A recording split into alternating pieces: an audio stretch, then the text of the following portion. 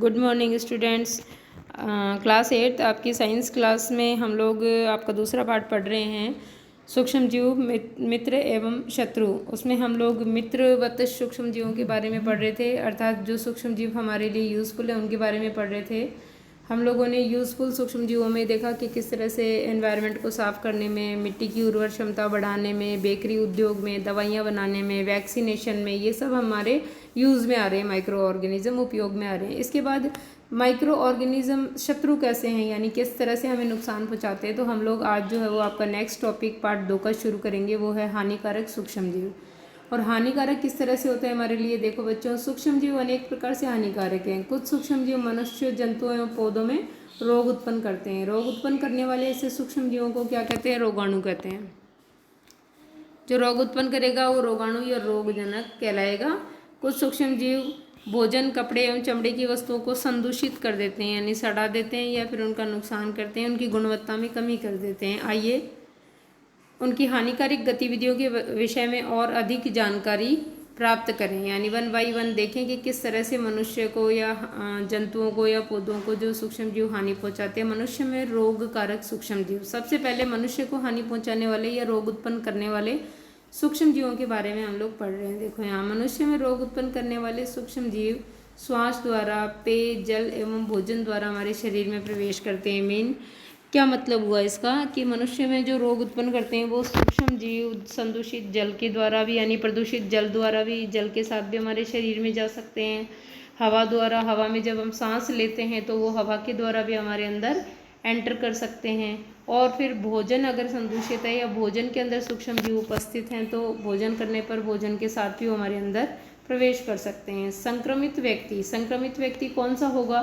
संक्रमित व्यक्ति वो जिसके अंदर रोगाणु जो है वो पहुंच चुके हैं और रोग से ग्रसित हो चुका है, वो संक्रमित व्यक्ति होता है। संक्रमित व्यक्ति अथवा जंतु के सीधे संपर्क में आने पर भी रोग का संचरण होता है। जैसे किसी को टीबी है, मान लीजिए आप उसके संपर्क में आए और वो जब हवा में सांस लेगा, छींकेगा या थूकेगा तो उसके जो थूक के बूंदक होंगे, छोटी छोटी ड्रॉपलेट्स, वो हवा में तैरती रहती है। अगर उसके आसपास आप मौजूद हैं और सांस ले रहे हैं उसी हवा में, तो इस तरह से टीबी का जो बैक्टीरिया वो आपके अंदर भी प्रवेश कर जाएगा, या जो भी उसके आसपास रहेगा उसके अंदर प्रवेश कर जाएगा। सूक्ष्म जीवों द्वारा होने वाले ऐसे रोग जो एक संक्रमित व्यक्ति से स्वस्थ व्यक्ति में वायु, जल और भोजन अथवा कायिक संपर्क यानी फिजिकल अटैचमेंट के द्वारा चले जाते हैं, छूने पर या उसके पास बैठने पर संपर्क द्वारा फैलते हैं, संचरणीय रोग कहलाते हैं। कम्युनिकेटिव डिजीज कहलाती है, यानी संचरण से फैलने वाले रोग कहलाते हैं। इस प्रकार के रोगों के कुछ उदाहरण हैं हैजा, सामान्य सर्दी जुकाम, चिकन पॉक्स और क्षय रोग। क्षय का मतलब टीबी रोग। जब जुकाम से पीड़ित कोई व्यक्ति छींकता है तो सूक्ष्म बूंदों के साथ हजारों रोग कारक वायरस यानी विषाणु भी वायु में आ जाते हैं।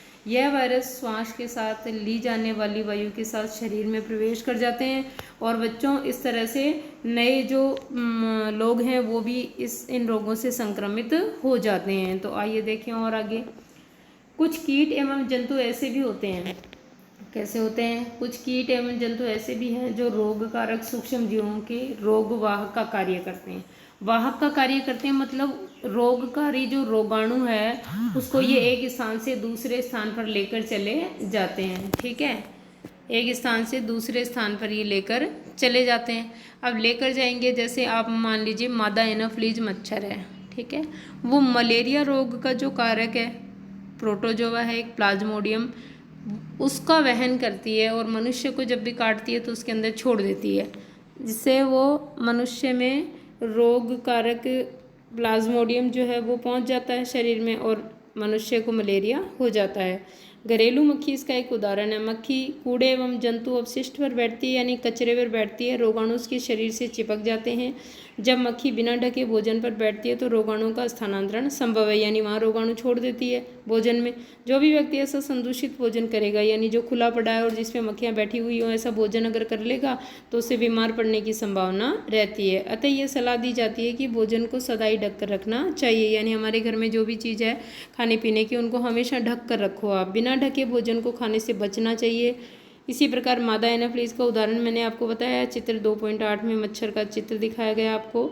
ये मच्छर है मादा प्रजाति की। इसका एक अन्य उदाहरण है मच्छर प्लाज्मोडियम यानी मलेरिया का परजीवी है। का वाहन करती है या वाहक है। मादा एडीज मच्छर जो है डेंगू के वायरस का वाहन करती है। हम मलेरिया अथवा डेंगू का नियंत्रण किस प्रकार कर सकते हैं? सभी मच्छर जल में उत्पन्न होते हैं, आप सब जानते हो। तो हमें क्या करना पड़ेगा, पहले प्रिवेंशन के लिए या बचाव के लिए ऐसी संभावना ही नहीं करनी है जिससे मच्छर उत्पन्न हो। जैसे मच्छर उत्पन्न होगा या तो गंदे पानी में होगा या फिर आसपास जो है बहुत कूड़ा करकट या कचरे का ढेर होगा तो वहाँ होगा। तो क्या करें हम लोग, सभी मच्छर जल में उत्पन्न होते हैं, जल में ही अंडे देते हैं मच्छर, इसीलिए हमारे आसपास जो है वो गंदे पानी को कहीं भी नहीं जमा होने देना चाहिए। जहाँ पानी रुके वहाँ से पानी का निकास, उचित व्यवस्था करनी चाहिए पानी के निकास की, ताकि पानी निकल जाए। कूलर, टायरों एवं फूलदानों इत्यादि में कहीं भी जल को एकत्रित नहीं होने देना चाहिए। कई बार टायर वगैरह पड़े रहते हैं, बारिश वगैरह होती है तो फिर उसमें पानी भर जाता है, हम लोग ध्यान नहीं देते और वहाँ मच्छर पैदा हो जाते हैं, तो उन्हें तुरंत जो है वो वहाँ से हटा देना चाहिए। अतः अपने आसपास के स्थानों को स्वच्छ एवं शुष्क रखकर हम मच्छरों को पैदा होने से रोक सकते हैं। ऐसे उपायों की सूची बनाने का प्रयास कीजिए जिससे अपनाकर मलेरिया को फैलने से रोका जा सके। अब देखो बच्चों, मैं नीचे आपको एक सारणी दिखा रही हूँ। मनुष्यों में सूक्ष्म जीवों द्वारा होने वाले सामान्य रोग हैं, उसमें बचाव के सामान्य उपाय, संचरण कैसे, यानी संचरण का तरीका यानी कैसे फैलता है वो ये, और रोगकारी सूक्ष्म जीव का नाम, जीवाणु द्वारा होता है, विषाणु द्वारा होता है, सब दिए गए हैं। तो देखिए क्षय रोग जीवाणु द्वारा रोग है। टीबी जो जीवाणु द्वारा होती है, वायु द्वारा फैलते हैं इसके जीवाणु, और रोगी व्यक्ति को पूरी तरह से अन्य व्यक्तियों से अलग रखना, रोगी की व्यक्तिगत वस्तुओं को अलग रखना, जैसे तौलिया वगैरह है, उसके बर्तन हैं, और उचित समय पर टीकाकरण। खसरा भी वायु द्वारा फैलता है, चिकन पॉक्स भी वायु द्वारा फैलता है, और पोलियो भी वायरस द्वारा खसरा जो है वायरस द्वारा होता है और वायु द्वारा फैलता है। चिकन पॉक्स वायरस द्वारा होता है, वायु और सीधे संपर्क से फैलता है। पोलियो जो है वो भी वायरस द्वारा होता है और वायु और जल द्वारा फैलता है। और इन सभी के जो कॉमन लक्षण है या बचाव के जो उपाय हैं वो यही हैं कि इस तरह से इन रोगों से बचना चाहिए। फिर हैजा जीवाणु जनित रोग है और जल और संदूषित भोजन द्वारा फैलता है। क्या करना चाहिए बचाव के लिए, व्यक्तिगत स्वच्छता एवं अच्छी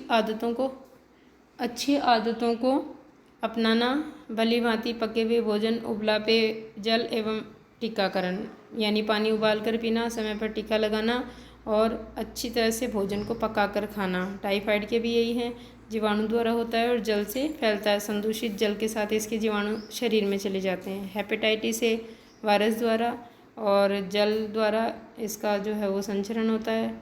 ठीक है, उबले हुए पेयजल का प्रयोग और टीकाकरण इसका उपाय है। मलेरिया प्रोटोजोआ द्वारा होती है, वाहक मच्छर है, और मच्छरदानियों का प्रयोग करें। मच्छर भगाने वाले रसायनों का प्रयोग, कीटनाशक का छिड़काव एवं मच्छर के प्रजनन रोकने के लिए जल को किसी भी स्थान पर एकत्रित नहीं होने देना चाहिए। तो ये देखिए आपने मनुष्य में होने वाले कुछ जनरल रोग, ये सारणी जो है बनाना आप और याद करना कि कौन कौन से रोग जीवाणु जनित हैं, कौन से वायरस जनित हैं। आगे का कल के वीडियो में देखेंगे। Okay students.